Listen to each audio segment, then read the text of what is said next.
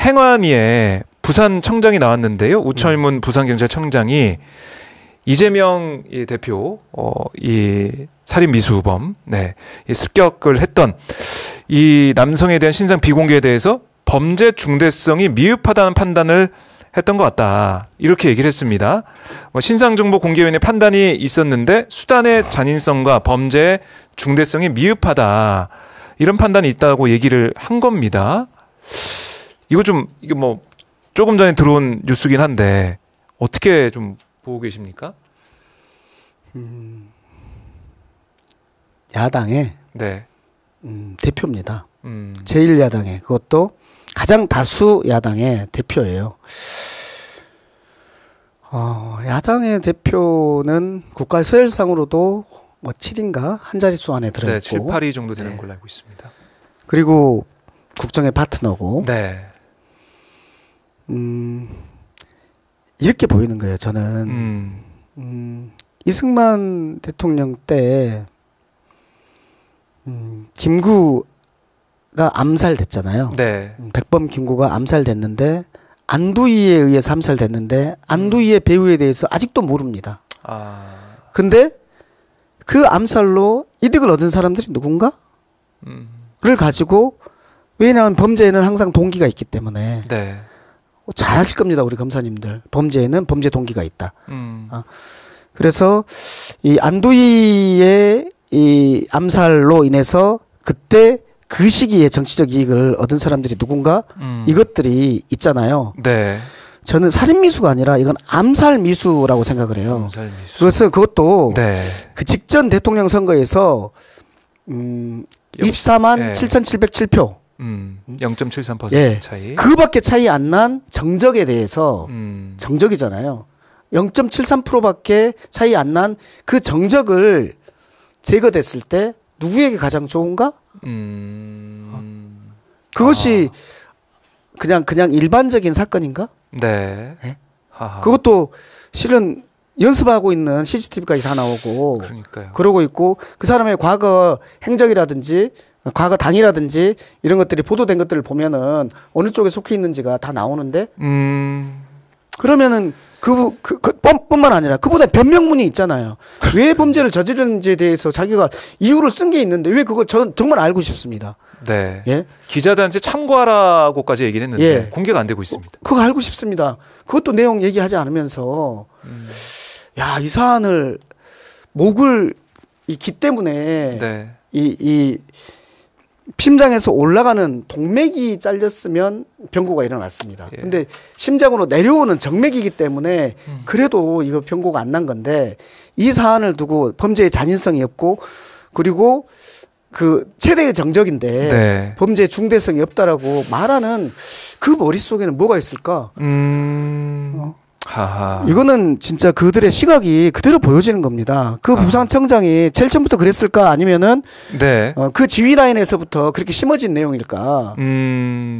저는 그런 경찰이 지금 네. 수사를 하고 있고 그 치안을 하고 있는 거예요. 네? 그분들한테 지금 이태원 참사가 중요한 것일까? 라는 생각이 드네요, 진짜. 참 흐름을 쭉 놓고 보면 과연 이 나라의 뭐 정권부터 대통령부터 경찰까지, 일선 경찰까지 어떤 생각을 가지고 있을까? 그래서요. 예. 그 또 권익위가 지금 뭐 하고 있는지 아세요? 권익위가 예. 이재명 대표의 헬기 수송이 특혜 아니냐에 대해서 지금 조사 들어갔잖아요. 네. 그 부분은 조사 들어가 놓고 지금 온 국민이 궁금해하는 네. 이 김건희 여사의 명품백, 아하. 이것과 관련해서는 네. 지금 한 달 전에 신고가 됐음에도 불구하고 조사도 하고 있지 않은 거 아닙니까? 그래서 저희가 지금 정문 열자고 하는데 네. 여당 간사가 나와가지고 하는 말이, 이 명품백은 선물이어서 대통령 기록관에 들어갈 것이다, 이렇게 얘기를 했어요. 그래서 제가 그 얘기 바로 들으면서 네. 기념품인가? 기념품. 그걸 기념품이라고 하는구나. 라고 했더니 이제 그 네. 다음에 발언하시는 예. 우리 박성준 간사께서 기념품이란 얘기입니까? 이제 웃기지도 않습니다. 이렇게 한 거예요. 뇌물들 다 기념품이네요. 이거 기념이니까 우리가 한번 만들었습니다. 한번 써보십시오. 네. 디올백을 기념품으로. 그래서 선물로 이 집단이 가지고 있는 이 그 편향됨이 네. 도를 넘어섰다는 거예요. 도를 넘어섰다는 거예요. 지금 부산경찰청장이 이 사안에 잔인하지 않고 네. 중대하지 않다라고 판단한다는 것, 도를 넘어선 거 아닙니까? 이거 뭐 이 신상정보공개위원회 이런 판단이 있었다라고는 전한 거지만 어쨌든 경찰의 수사 과정이나 초동 수사 모습이나 이런 거 보게 된다면 정말 의지가 있었나 이런 생각을 할 수밖에 없어요.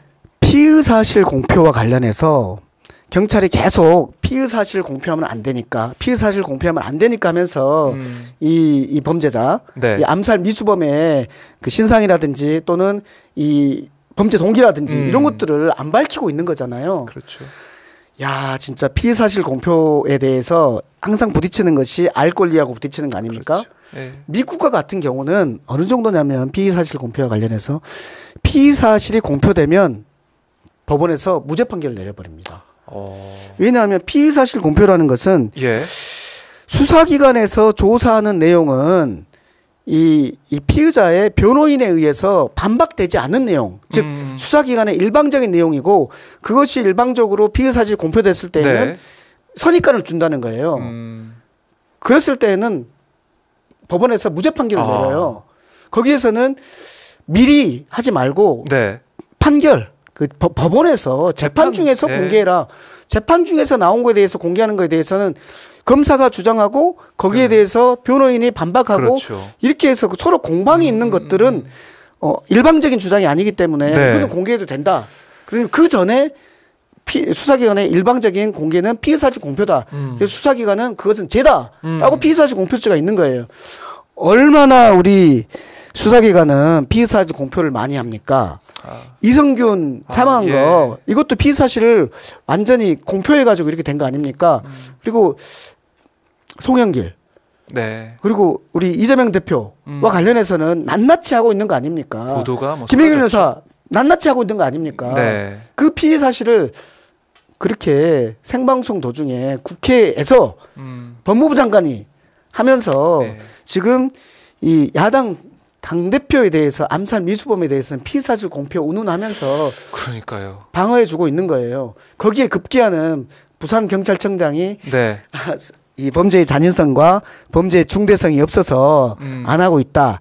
이렇게 말하고 있는 것을 보면 네. 진짜 미쳐가고 있는 것 같아요, 정권이. 그래서 국민들이 이 일련의 상황을 사태를 보면서 판단을 하고 계실 것 같고요. 특히 이제 여권의 이번 암투 모습, 그러니까 무협지보다 더 살아있는 생동감이 있는 그런 모습이 지금 펼쳐지고 있기 때문에 판단하실 것 같습니다. 저는 그래서. 이런 짓들이 네. 계속해서 행해졌는데 우리 방심이 유림, 방심이 건도 마찬가지입니다. 그것도 지금 권익위에서 예, 권익위에서 안 하고 있는 거예요. 예. 방심위와 관련해서 내부 제보가 있었을 거 아니에요. 네. 이것은 이 친척들이 민원을 넣어가지고 한 겁니다. 라고 하니까 민원인의 정보를 공개한 것이 잘못됐다라고 네. 하는 거잖아요. 내부 제보자에 대해서 즉 공익신고자로 보호해달라고 공익신고자 요청을 했는데 거기에 대해서는 심의를 안 하고 있고 그 내부 제보자 색출만 하고 있는 거 아닙니까? 압수수색하고 이러고 있는 거 아닙니까? 예? 그러고 있는 거예요 지금 권익위가. 네. 권익위가 진정 자기가 해야 될 일이 무엇인지에 대해서는 정말 안 하고 있는 거예요. 그런데 그 권익위가 과거에도 어쨌냐 라는 것들을 보면 네. 좀 황당합니다. 지금 그 권익위원장 전 권익위원장이 지금 방통위원장으로 가 있는 거 아니에요? 예, 위원장. 거기에서 당연히 면면을 보면 그럴 수밖에 없겠구나 생각이 드는데 김홍일 위원장이 권익위 시절에도 어떤 일이 있었냐면 최상병 사건. 네. 최상병 사건 관련해서 박대령이 자기에 대해서 보호해달라고 권익위 그러니까 검찰 수사심의위원회를 열어달라고 했고 네. 또 하나는 인권위에다가 진정을 했습니다. 근데 인권위 진정도 사람이 안 차가지고 정족수 미달로 안 됐어요. 네. 그 정족수 미달을 시킨 군 인권보호관이 네. 윤석열 대통령이 임명하신 분이에요. 그분이 자기 아프다고 안 나온 겁니다. 그래가지고 정족수 미달로 네. 그 심의를 못했어요. 예. 그리고 권익위에서 군 수사심의위원회 추천위원이 있는데 그 사람이 안 갔습니다. 바쁘다고. 그래가지고 거기에서도 정족수가 미달돼가지고 박대령을 보호하지 못한 겁니다. 아하. 결국 이게 한 사람의 한 곳의 컨트롤 타워에 의해서 두 개 다 나왔다고 볼 수밖에 없는 거예요.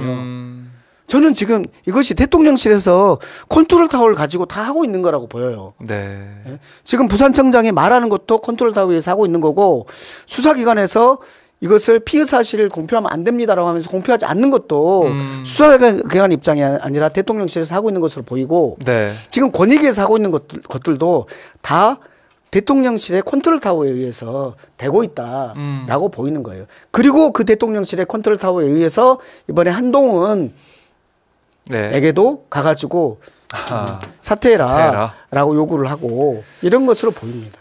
네, 참 저희가 하나하나 짚어볼수록 어떻게 이럴 수가 있나. 지금 우리가 법치국가에서 살고 있지 않습니다. 그러니까 윤 대통령이 손바닥에 왕자를 그렸을 때부터 이게 민주주의가 정말 후퇴하겠구나, 퇴보하겠구나 이런 생각을 많은 분 하셨을 것 같은데 그대로 지금 되고 있는 것 같아요. 제가 그 지난 대선 때 윤석열 대통령이 그 언론 인터뷰인가 뭐 할 때 보복해야지 이 내용 한번 있었잖아요. 네. 왜 보복해야지 왜 안 해? 이런 내용 한번 있었고 그거에 대해서 이 검사가 윤석열 후보가 되면은 검사로서 보복할 거다라고 막 주장하니까 뭐 그건 깡패나는 일이지 보복하지 않는다라고 했잖아요. 맞아요. 그런 말을 했죠. 근데 지금 보복하고 있잖아요. 제가 지난 대선 때 제가 평촌역에서 유세를 했어요. 네. 보복을 할 거다라고 하면서 그 룰라의 위기의 민주주의라는 다큐멘터리를 보신 적이 있냐. 거기에서 그 검사와 언론이 짜가지고 80%의 지지를 받았던 룰라를 결국 감옥에 보낸 이 사건, 퇴임한 룰라를 이걸 가지고 얘기하면서 이 윤석열 대통령이 되면, 윤석열 후보가 되면 반드시 이렇게 할 거다라고 했는데 결국 지금 윤석열 대통령의 정치는 과거 검사로서 했던 것들을 그대로 하고 있는 과거를 탈탈 털은 정치를 하고 있을 뿐이지 미래의 비전을 제시하는 그런 정치를 하고 있지 않아요. 그리고 서로를 화합시키는 그런 정치를 하고 있지 않아요. 그분은 계속해서 검사로서의 역할, 과거를 탈탈 털는 역할, 대한민국을 미래로 나아가게 하는 게 아니라 과거로 후퇴해가는 역할들을 계속해서 지금 하고 있는 겁니다. 그건 우리가 예상했었어요. 네. 우리가 민주당이 진짜 반성해야 됩니다. 국민들한테 죄송한 일입니다. 네. 그래서 이번 총선이 중요하다라고 또 민주당에서 얘기를 하고 국민들도 총선이 정말 윤석열 대통령, 윤석열 정권을 향한 심판이 될 거다라고 또 과반 이상의 여론조사 흐름을 보면은 그게 나타나고 있는 상황이다. 이렇게 볼 수가 있겠습니다. 자, 의원님 오늘 뭐 격정 토론을 해주셨는데 그만큼 이게 아마 민심, 그러니까 국민들의 목소리인 것 같아요. 너무 이제 화가 나고 어떻게 이럴 수가 있느냐 계속해서 목소리를 높이고 있는 것 같은데 오늘 의원님을 통해서도 말씀을 잘 들어봤고요. 오늘 말씀 잘 들었고 끝으로 못다한 말씀이나 하고 싶은 말씀 있다면 잠깐 듣고 마치겠습니다. 저희 정무위에서 29일 날 전체 회의를 열어놨습니다. 지난 22일 날 정무위 회의 때는 여당이 합의하지 않는다는 이유로 우리가 일방 개의했다는 이유로 정부에서 안 왔습니다. 요즘은 정부가 안 와버려요. 국회 무시가 엄청납니다. 안 와버립니다. 예. 이제 우리가 29일 날 의결을 했기 때문에 저는 올 거라고 보는데 안 오면 저는 법적 조치라도 좀 들어가려고 생각하는데 29일 날 저희가 물으려고 하는 사안들은 아까 권익위에서 이제 이재명 대표의 헬기 수송과 관련해서 왜 이거는 지금 이렇게 하면서 김건희 여사의 명품 백과 관련해서는 왜 조사하지 않느냐. 그다음에 방심위에 이 사안에 대해서 공익신고자 이 심의에 대해서 왜 하지 않느냐. 이런 것들을 따져 물을 겁니다. 또 하나는 지금 민생이 심각합니다. ELS, 네. 홍콩 ELS 있잖아요. 이거 피해자 엄청납니다. 그러니까요. 이거 완전히 다 정무위 사안이거든요. 네. 그다음 PF 관련해서도 문제가 많습니다. 그리고 또 금리 관련해서도 문제가 많습니다. 이런 민생 현안들이 산적해 있기 때문에 여기에 대해서도 논의를 할 예정입니다. 네. 지켜봐 주십시오. 알겠습니다. 29일 정무위가 열릴지 저희가 주시를 하겠습니다.